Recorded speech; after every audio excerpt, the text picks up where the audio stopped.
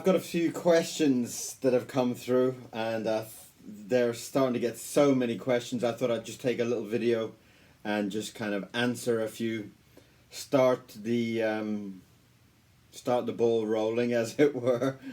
So I'm going to just go through a few questions and answer a few common asked questions. If there's more questions later on that are kind of general, I'll kind of make another video and come into it.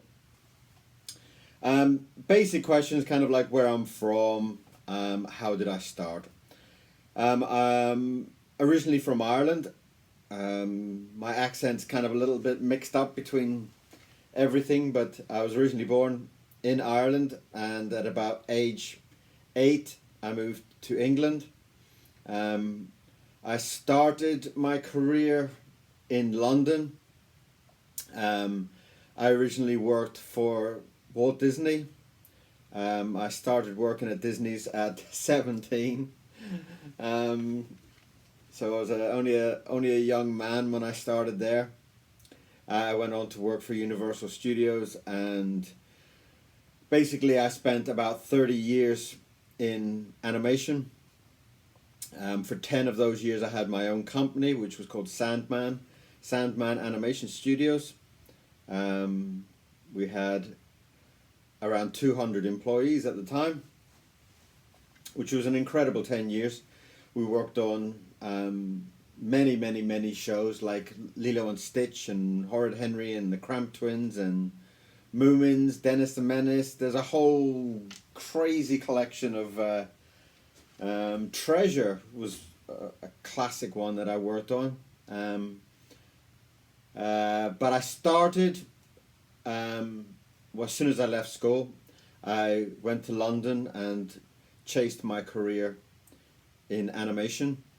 One of the first projects that I worked on was When the Wind Blows, which is a Raymond Briggs book. It was made into a short movie, a very sad a very sad movie, but it was such a beautiful movie. At the time, one of my first jobs was tracing the characters with like a wax pen, or a wax kind of crayon. The outline was this, and I used to have to wear a white glove and draw these. And it was very stressful time, because I found that I was so concentrating on doing the drawing, I didn't realize the glove was erasing the drawing as I was going, drawing it, erasing it. So that was one of the first things that I actually worked on in London. And it kind of sprangboard from there into... in London at the time there was a lot of TV commercials. So I did a lot of kind of Cadbury's chocolate adverts and things like that.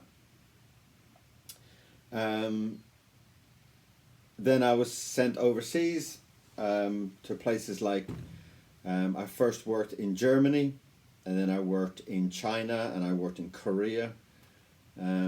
So I did a lot of years supervising over shows. Which was exciting, traveling and drawing. What more could you want? You know, being paid to travel and draw. It was a great life. You have a very original style. What kind of inks? Why and what is the difference? And what is your favorite? Favorite? I can only really say a general subject with that. I can only say Indian ink is my favorite. Brand of, I'm not really sure I have a favorite. Some of the inks that I do, I kind of got a little bit of a passion for inks, so I have quite a large collection of inks. I have Winsor Newton inks. They usually come in these cute little jars with spiders on them. Beautiful design. And I usually buy them in larger jars like this, because I kind of go through a lot of it. I also use Liquid Draw. another very beautiful ink. I also use a German ink, which is a new one. It was a gift. It's a very nice ink actually. It's quite a thick ink, but it's got a very beautiful texture to it.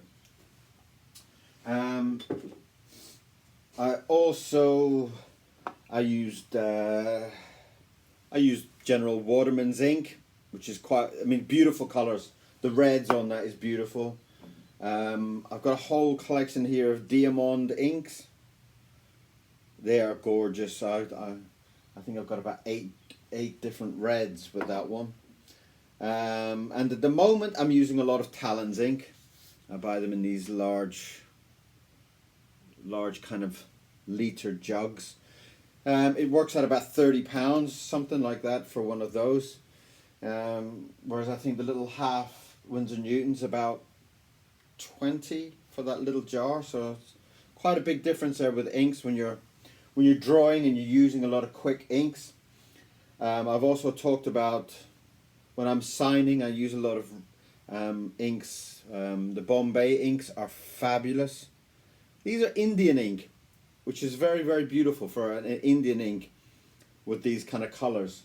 I've got some yellows and blues and the reds. Look at the colours of some of the reds and the oranges are just absolutely stunning. And that's Bombay inks. I'm not sponsored for any of this stuff. This is just my crazy collection. Lots of painting. When I kind of colour with the inks, I use these ones. These are really gorgeous. These kind of Ecoline. Let's get it in line. Can you see it? Ecoline. These are kind of like watercolors almost, but with inks. A little bit brighter color than you would with watercolors. Sometimes the watercolors can kind of dull down a little bit, as is the kind of tradition with a lot of watercolors. But the Ecoline inks are a little bit bright. You know, it's like nice and vibrant when you're getting into a sketch. Sometimes I put down a little bit watercolors to kind of give in the base colors, and then use some of the Ecolines on top just to kind of give those kind of impact colors. So they're beautiful as well. I also use some of these acrylic inks.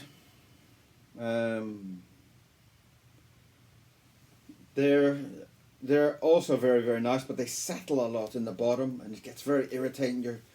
You kind of got to keep shaking them every couple of days. You got to go through and give the whole thing a shake.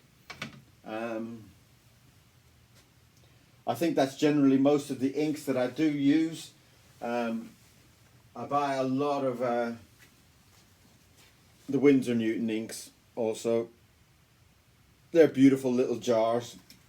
They come in these, I don't know, I love these little jars. These are tiny little dinky little square jars and they're just gorgeous, you know. And they just fit perfectly in your finger. I would love to get one of those little squares in a big size like that. That would be lovely. So Winsor Newton, if you're listening, make a bigger jar for me. All right. They're beautiful and they're such a quality ink as well. But again, they're a little bit more expensive. So wait until you are making some good money and then you can get some really, really fancy inks. What I do also is I do a lot of these. These are like, it's very, very silly, but I've got loads of little jam jars. These are just jam jars. You buy like strawberry jam, mango jam and stuff like that. So if you're out somewhere and you're having a tea and scones or something like that, you can have a little pot of jam. Just put the little pot in your I didn't tell you to do that. And then I mix up a lot of my own colours. Sometimes I put a little bit of this in and a little bit of that in and mix it around and come up with crazy concoctions of colours. I get very bad at labeling them. But like flesh tones, I kind of come up with like a, what is that? That's an apricot jam, but it's actually like a skin flesh color that I kind of made a concoction out of. So I do make up a lot of my own colors when I get a little bit, what's that one? That's another diamond. These are such vibrant colors, diamondings. Check them out. And they also come in these beautiful jars. The only thing is that the top is a little bit too tight for when you're kind of putting your pen in this tiny little hole. Gets a little bit frustrating, like a little bit of a bigger. And what I do, I generally, I think this was also another jam pot. I don't know, I've got a little bit of an addiction with pots as well. Any kind of pot. That was a face cream pot. You know, I can't tip it too much, but you can see it's full of ink. Any little fancy little jar. This was a lovely, I think it was a cherry jam. And it came in this lovely little pot with little handles. Can you see the little handles? And it was lovely to, and I just used them and I fill them up with Indian ink. Never put a lid on it, which always is a mess. But that's something about some of the inks that I use. For paint, I really do love these little cheap little things. I don't know. I mean, it's not like a high quality thing, but I love how simple some of these little pots are. I've got lots of paint boxes that I also kind of collect. There's lots of different quality ones you can buy. Again, another kind of Winsor & Newton one there. And these are fabulous. They're a little bit more expensive than the cheap. So when I'm sketching and stuff like that, the little cheap ones are fantastic. That's a Daler version of the same type of thing. Lovely. These are beautiful. And if you're serious with them, they come in these little kind of little pots inside, and you can basically take out the little squares. You can see them all sticking to the,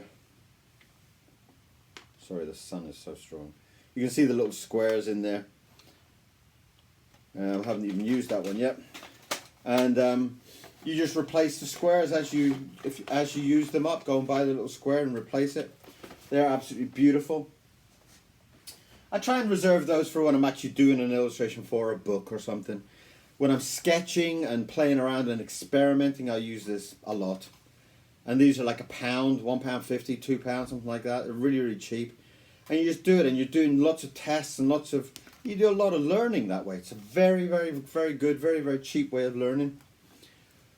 So paints, yep, I also do acrylics. I also paint in oils. How do I deal with artist block? Artist block, I've just done a video on artist block, so hopefully that will answer everything. There's a whole video on YouTube.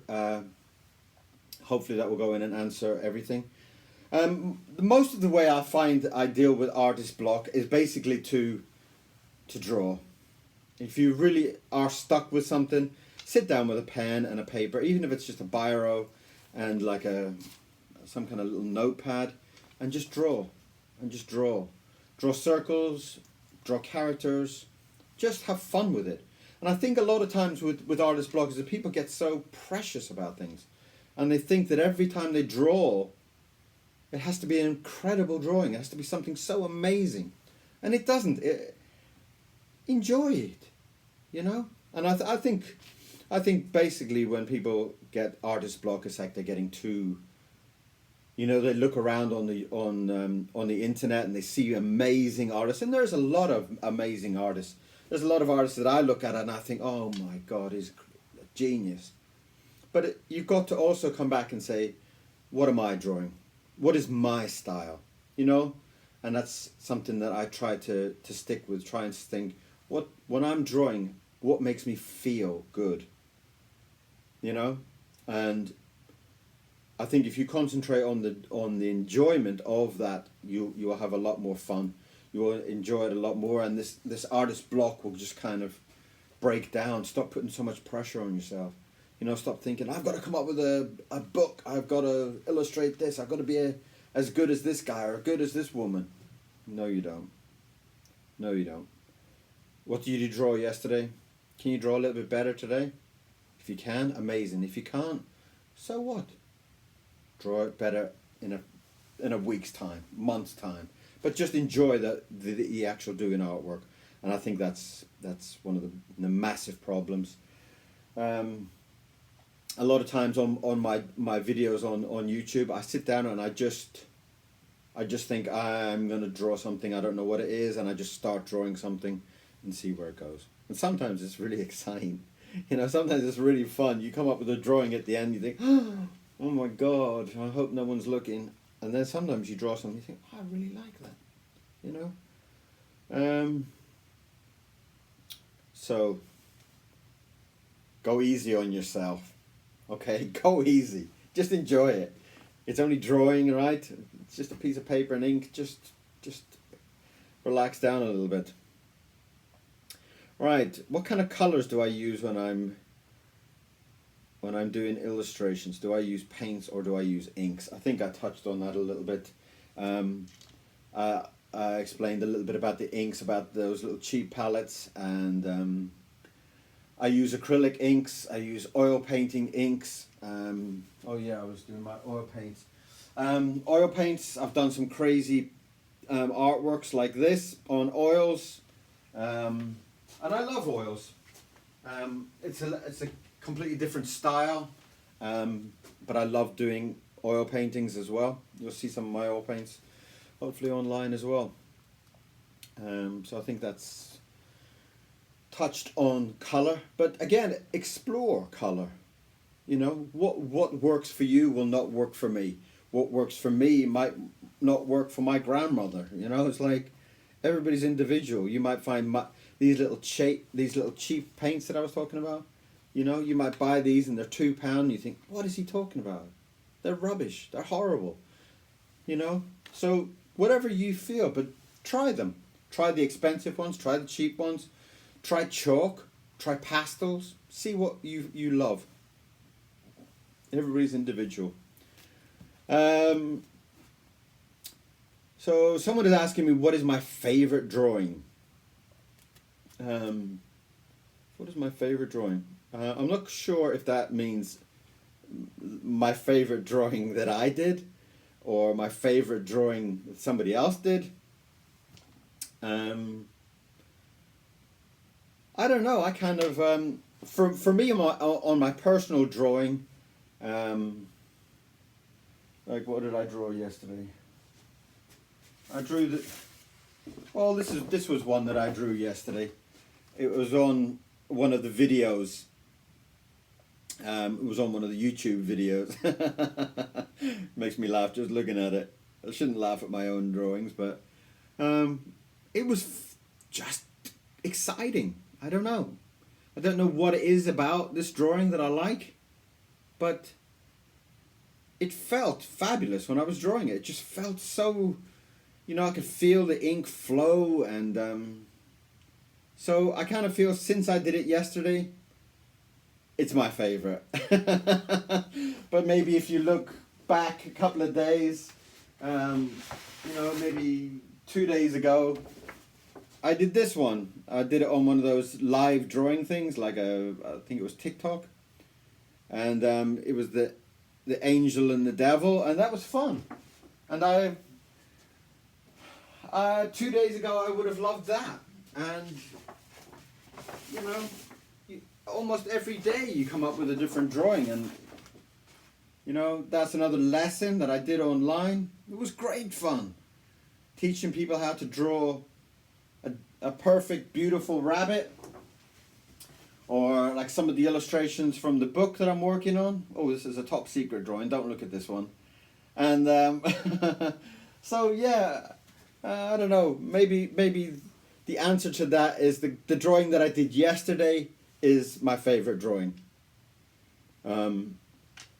because you kind of, you know, if you look back, if you were to probably go and look back through 20 of your drawings, you'd probably find one a week ago that's better than yesterday, but, you know, at the moment you kind of forget. Favorite drawing by another artist is a different subject. I've got lots of those, but I can remember one drawing that impacted me. And I was only I don't know, maybe 15, and I'd do lots of drawings for, you know, my dad used to say, draw this for that person, draw that for that person, and, you know, he likes dogs, draw a dog, and I draw people. But a drawing that I saw in a newspaper, and I think it was the Telegraph newspaper. This is Gerald Scarfe, a great book. Great book. And it's this one here. This drawing, can I get a bit closer on that? I don't know. That drawing there shocked me. That drawing, all the detail in around the eyes. I wish this picture was like 10 times bigger. But all the detail in around the eyes and the wrinkles and the way the mouth kind of bubbles and boils. The nose kind of runs all the way down the face. That drawing just changed my whole world. That drawing, again, Gerald Scarfe. If you have never seen Gerald Scarfe, go and buy some of his books. But that drawing just changed everything. I'd never seen anybody draw that way before. And that just got me addicted to drawing. So heavy. That style, the ink, and that kind of loose, very exciting, very, very exciting. Another couple of artists similar to that I love.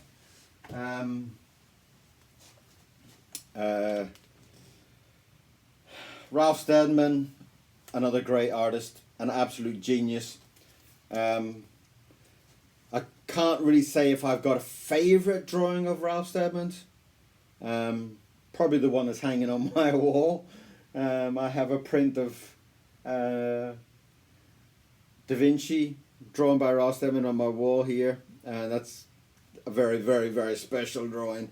But this book, Animal Farm, George Orwell and Ralph Steadman, probably my favourite book ever.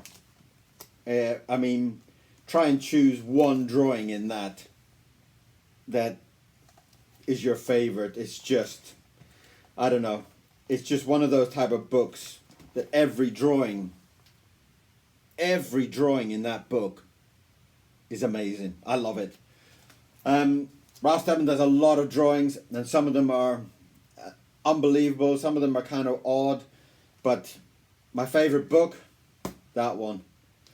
Another artist that I really massively admire is Ronald Searle. Can you see that? Him, you know, again, he's one of those type of artists that, I don't know, he's just a genius. It's like, you know, you look at the drawings in this book. This whole book is like, every single one is like a masterpiece. I mean, look at the way he draws these characters. Sometimes they're all bendy and amazing. So Ronald Searle is another artist. Again, a favourite of Ronald Searle's. My God. He has done so many amazing illustrations over his life that it's just like every page is just incredible. Every single page. And I think probably Ronald Searle, you know, probably inspired Ralph Steadman a lot. Probably one of the real geniuses in art. I find that a lot of the Ronald Searle books, almost every page is just brilliant, absolutely brilliant. So there's a lot of illustrations in there, but there's some of the big influences on me are those three people, if that helps. Learning, okay. Can you recommend a great learning element for drawing and some resources? Uh, well, I think drawing the kind of cartoony style that I do, I can't really think of anything that's kind of educational that would be help to. Um, but I do, and I would recommend anything by this guy George B. Bridgman. He's done a few books. He's done one on figure drawing. He's done one on heads. I think it's just beyond good. He breaks down lots of elements of how to draw how to draw a nose, how to draw eyes, how to draw an arm, and I mean, stuff like that. Let's try and get it in there. The way he draws the lips and the nose and things, and it's the descriptions, the way he describes things is so fantastic.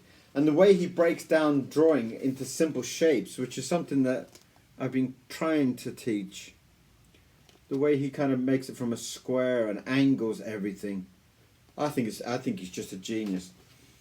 From what I've heard, I think it was his students that put this book together. I don't really think it was him putting his... I think a lot of these drawings came from his students, and they kind of put these together to help other people, and I think it was made into a book. That's the story I know. I'm not sure if that's true, but that's what I've heard.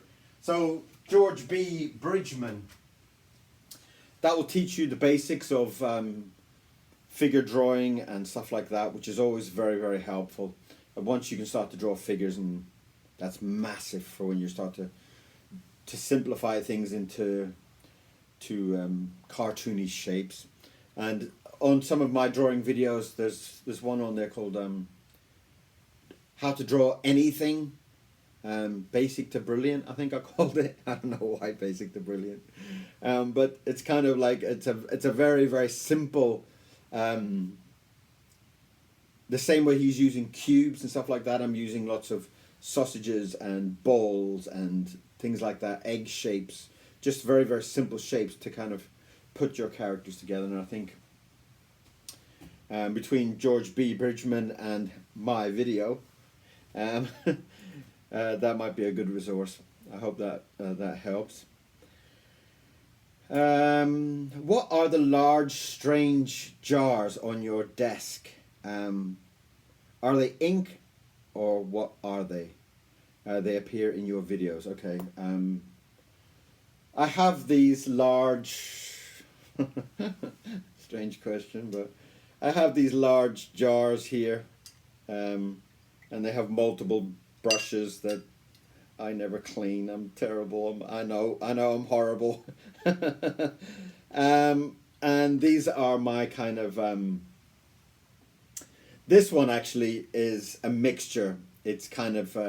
I call them my puke jars. I know it's horrible, but because they're not anything that's kind of... like I couldn't give you the ingredients of what they are. They kind of develop and change slightly. There is water, which is just clean water, and there are 3 versions of ink. Ink in a kind of a grey scale, so you're kind of going from a very black to a mid-grey to a light grey to water, and that's kind of when I'm doing a lot of tonal drawings. I use these, putting on grey and watering down the grey and stuff like that. There was a drawing that I did, I think it was called The Human Pig. You'll see it on YouTube or on TikTok or Instagram or whatever. And that was using a lot of grey tones, and that was very much about what that is. But these jars have kind of, you know, if I've painted with paint, I put the brush in there, and it's just, they've kind of grown to be a developing, changing jars. So that's why I kind of call them the jars of puke, because some of them have got bits of pencil in them and bits of charcoal in them and bits of red ink from when I've washed my red signature pen, that's gone in there as well. So they kind of been developing over these three kind of tonal shades, and I use them a lot for kind of shading when I do a lot of grey. I did a book called Worry Lips. Worry, W-O-R-I, Lips, L-I-P-S. And they were a whole section of books. Oh, I got that book around somewhere. It was kind of like a book of a man and a ghost. There we are. There's three smaller editions. That's the big edition. That's got all three books in, and it's a collection of grey drawings. It's about this man who has a ghost that falls in love with him, and the man buys a crocodile to have a friend, and you can see some of the grey tones there, and that was worked on with those pots. So this was a book that I did. That's his crocodile that he bought. Mr. Lemons was the name of the crocodile. And so the story is about Norman Worry Lips, and that's him and the ghost. And you can get it as three small books with like 100 illustrations in it, and it's called Worry Lips, and the books are black on the outside. And then I did a collection that we'd released later on with all three books with a few extras in that. So the big Ghost Tabulous, and they're all on, let's give you a close-up on that. You can see some of the drawings on the front cover, and that came from those jars. So Ghost Tabulous and Worry Lips on Amazon. So that's what the grey pots were. They were from that period, and I think there's about 400 illustrations that I did around that period of time, and that's the three jars that played into that. I have done a lot of other books. I have done a book on cats, and that's called Cat. And it's basically a set of crazy illustrations in the book. A lot of these are on prints. You can buy prints of it. You can buy postcards. You can buy cups on my Etsy shop. So there's lots and lots of those. There's two books of that. There's Cat with Nuts, which is this one, and Cat with Balls is this one, and Cat with Nuts is the other one. I've also done a lot of children's books. This was called Mission E. Very simple children's books, how to teach children about animals. These are brilliant fun. I had a lot of fun doing these books. So children's books, I've done a lot of children's books. I've done about 150 children's books. So, you know, if you're interested, pop over to Amazon. I've also done a whole stack of comic styled books. This one was Little China. And it's kind of, they're all like a comic strip where he's kind of walking along and he sees this big scary creature that kind of is in front of him. And he said, I'm too busy being happy. And he goes, "Rawr. I'm sorry, I have no time for fear today. I need to have patience more." And he walks away. So it's kind of like these little comic strips. I've done a few of those as well. So yeah, I've done quite a few books. So what is next for KIERON Seamons? What are your plans for the future with your artwork?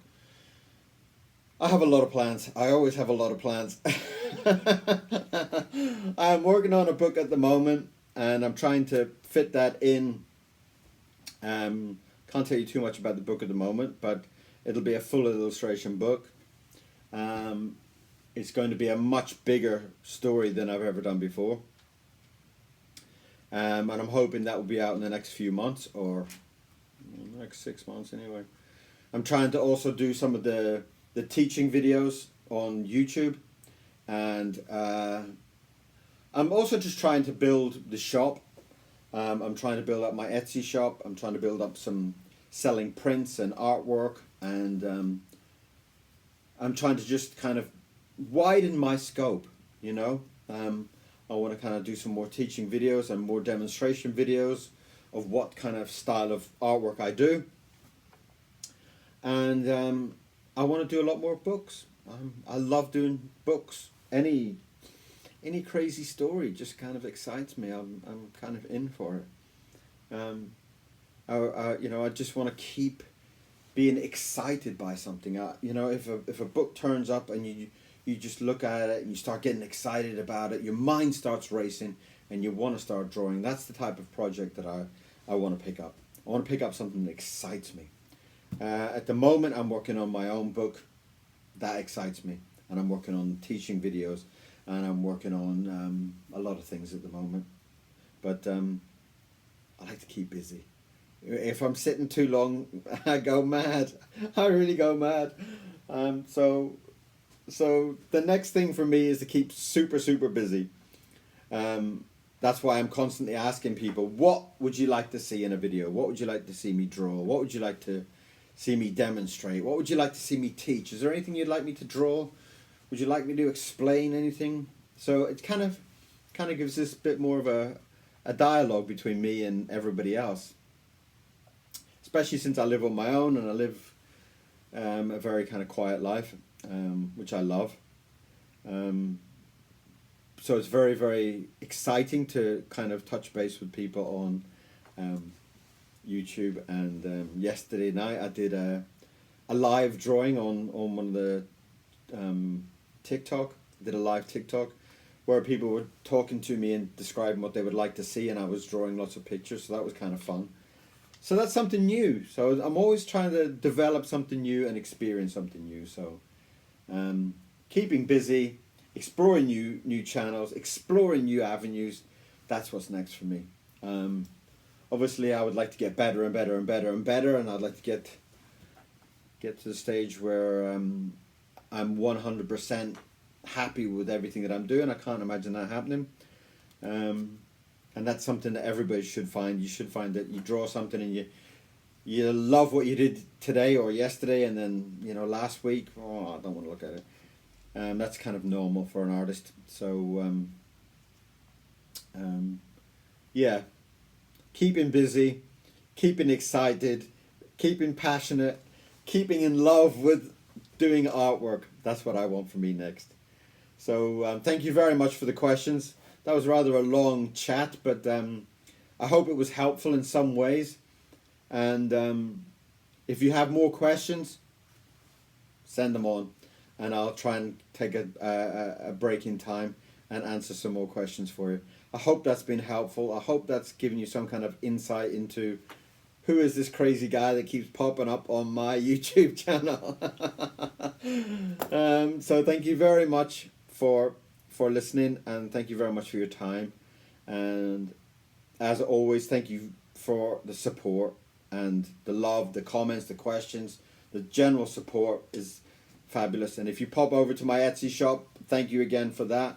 Or go onto Amazon and see the books. Thank you very, very, very much. Much appreciated. And I will see you again on here very, very, very soon. Thank you very much. Bye-bye.